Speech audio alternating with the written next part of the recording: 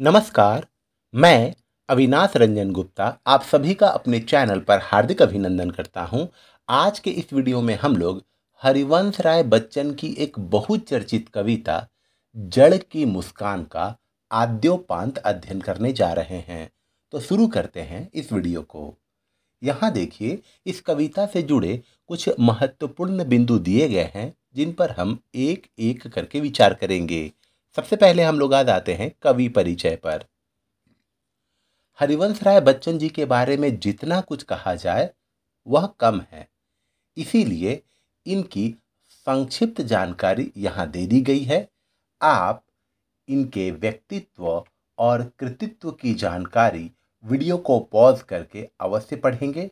आपको मैं ये बता देना जरूरी समझता हूँ कि उन्हें पद्म भूषण और साहित्य अकादमी पुरस्कार भी प्राप्त हो चुका है।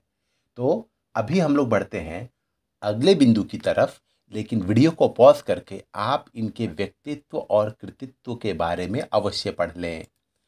हम लोग आ जाते हैं पाठ परिचय पर।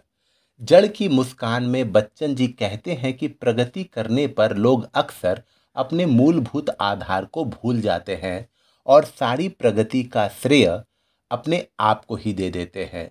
अपने आप को ही क्रेडिट दे देते हैं कि मैंने ही ये सब अचीव किया है। वे यह बात भूल जाते हैं कि भवन वही मजबूत होगा जिसकी नींव मजबूत होगी, फाउंडेशन मजबूत होगी। कविता में वृक्ष का तना जड़ को निर्जीव बताता है।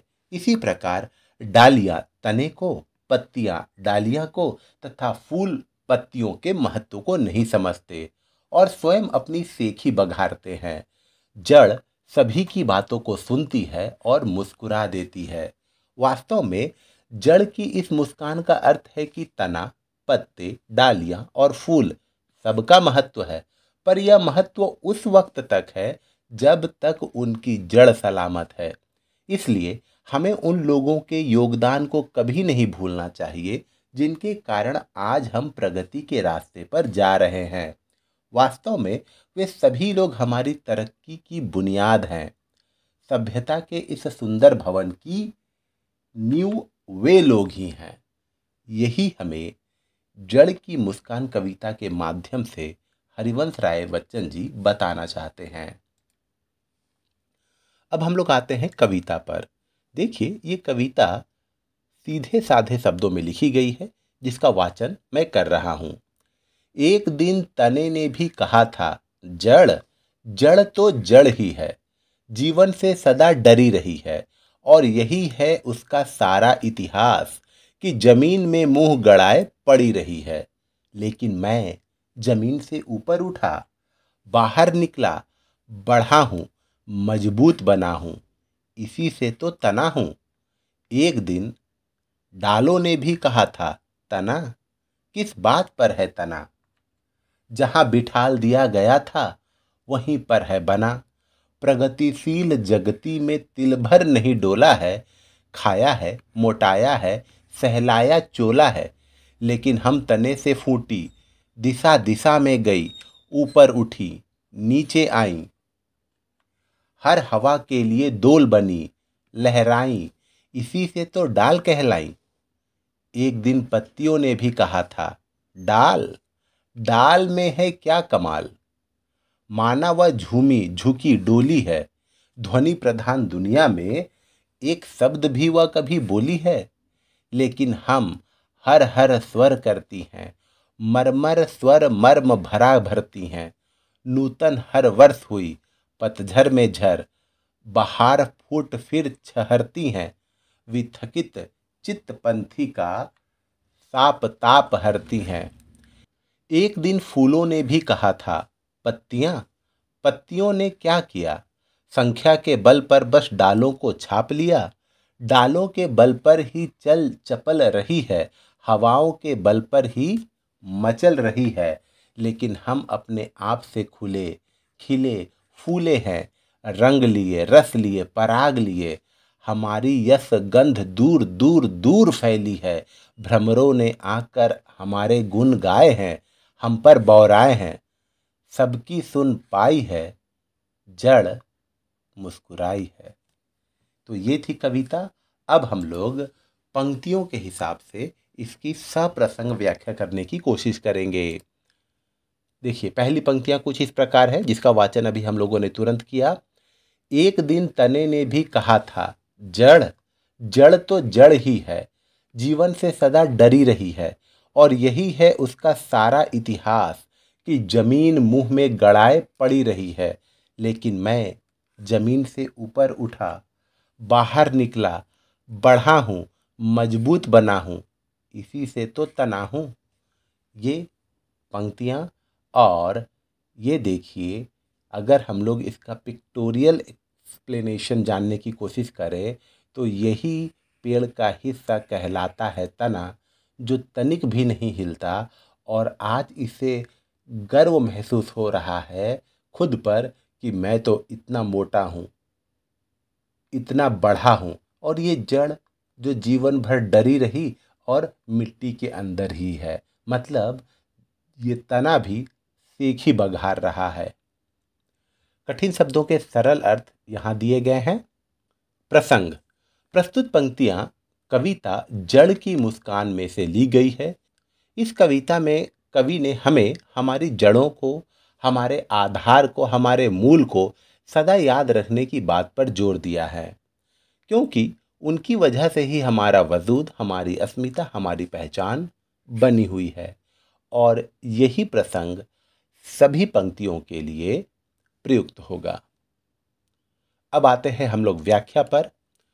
तो एक दिन तने ने सेखी बघाड़ते हुए जड़ के संबंध में यह कह दिया कि जड़ तो सदा जड़ ही बना रहा, अर्थात पूरा जीवन मूर्ख और डरपोक ही बना रहा। उसका यही इतिहास है कि डर के कारण ही उसने अपना सारा जीवन मिट्टी के अंदर ही छिपकर बिताया है। लेकिन मैं डरपोक नहीं, वरन साहसी हूँ।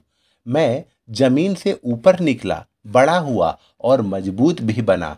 अपनी मजबूती के कारण ही मैं मोटा तना पूरा तन कर खड़ा हूँ। तो यहाँ पर जड़ इसकी बात को भी सुनकर मुस्कुरा रही है, और उसकी मूर्खता पर वो कुछ कह नहीं पा रही है। अच्छा, अब हम लोग आते हैं दूसरी पंक्तियों की तरफ। एक दिन डालों ने भी कहा था, तना किस बात पर है तना, जहां बिठाल दिया गया था वहीं पर है बना। प्रगतिशील जगती में तिल भर नहीं डोला है, खाया है, मोटाया है, सहलाया चोला है। लेकिन हम तने से फूटी, दिशा दिशा में गई, ऊपर उठी, नीचे आई, हर हवा के लिए दोल बनी, लहराई, इसी से तो डाल कहलाई।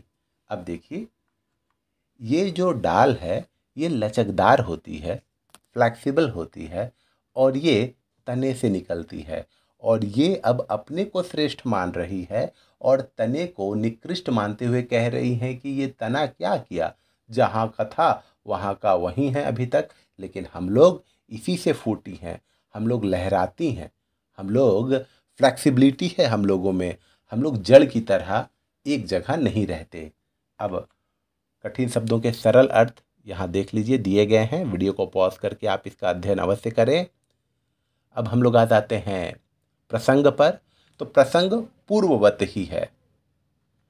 व्याख्या, अपने को महत्वपूर्ण और तने को तुच्छ समझते हुए पेड़ की डाली तने के संबंध में कहती है कि तना न जाने किस बात पर तना हुआ है, अर्थात अकड़ रहा है। उसे तो एक बार जहां बैठा दिया गया है, आज तक उसी जगह पर बैठा हुआ है। इस प्रगतिशील दुनिया में उसने थोड़ी भी हिलडुल नहीं की है। इसने तो जीवन भर केवल खाया है, इसलिए यह मोटा हो गया है। अपने मोटापे के कारण यह कभी हवा में लहराया ही नहीं है।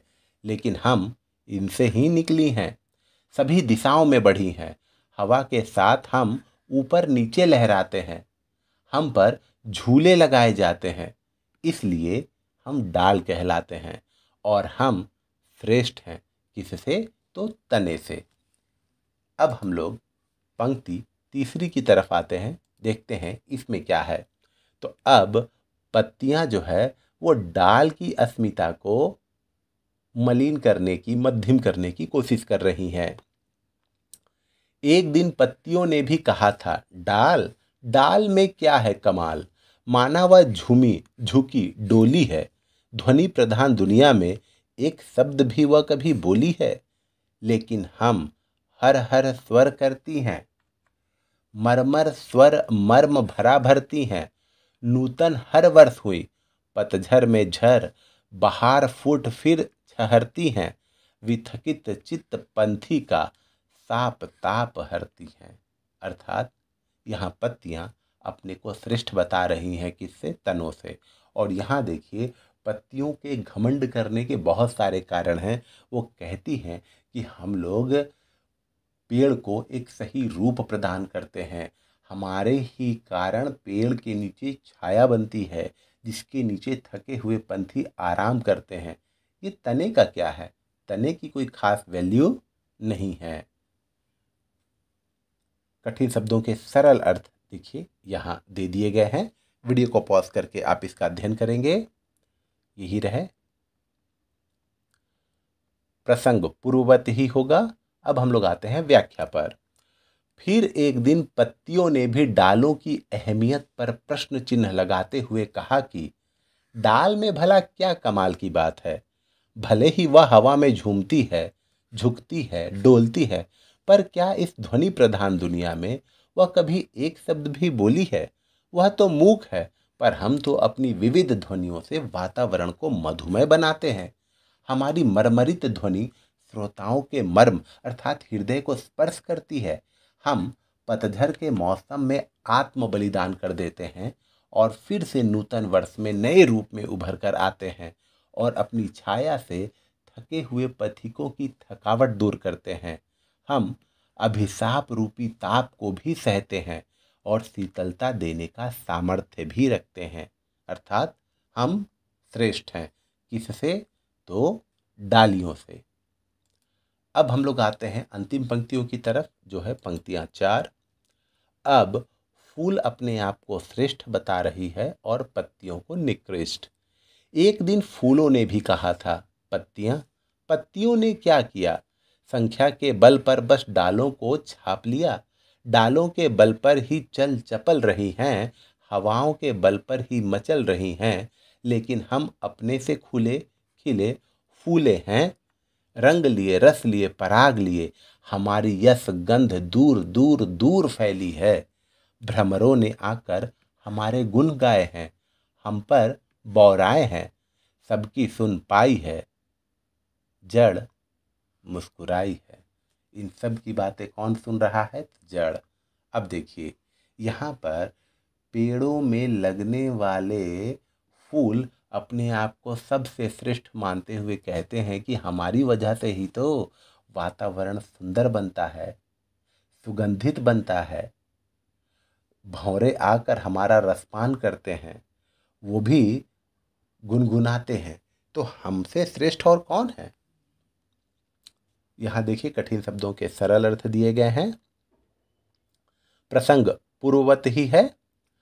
अंत में फूल भी अपने को सर्वश्रेष्ठ मानते हुए पत्तियों के वजूद को कमतर आंक रही हैं। फूलों का कहना है कि पत्तियों ने ऐसा क्या किया है जिसकी वजह से उन्हें सम्मान प्राप्त हो? वे तो केवल संख्या के बल पर डालों को छिपा लेती हैं। डालों के बल पर ही उनका वजूद टिका हुआ है। डालों के कारण ही वे मचलते रहते हैं, हवा के कारण ही वे लहराते रहते हैं। उनका कोई अपना स्वतंत्र वजूद तो है ही नहीं। पर हम खुद खुले खिले फूले हैं, हमारे अपने में नाना प्रकार के रंग लिए हुए हैं, रस लिए हुए हैं, पराग लिए हुए हैं। हमारी खुशबू और हमारे रूप सौंदर्य का यश दूर दूर तक फैला हुआ है। इन्हीं विशेषताओं के कारण भंवरे भी हमारा गुण गाते हैं, हमारा रसपान करने के लिए बौराए रहते हैं। दूसरी तरफ जड़ तने की, डालियों की, पत्तों की और फूलों की बातें सुनकर मुस्कुरा रही है। वास्तव में उसे पता चल गया है कि इन तीनों चारों को अभी सच्चाई का भान नहीं है और जड़ कुछ इस तरीके से मुस्कुरा रही है। तो इस तरीके से हम लोगों ने कविता का तो आद्योपांत अध्ययन कर लिया। अब हम लोग आ जाते हैं बोध प्रश्नों पर। तो एक दिन तने ने जड़ को क्या कहा?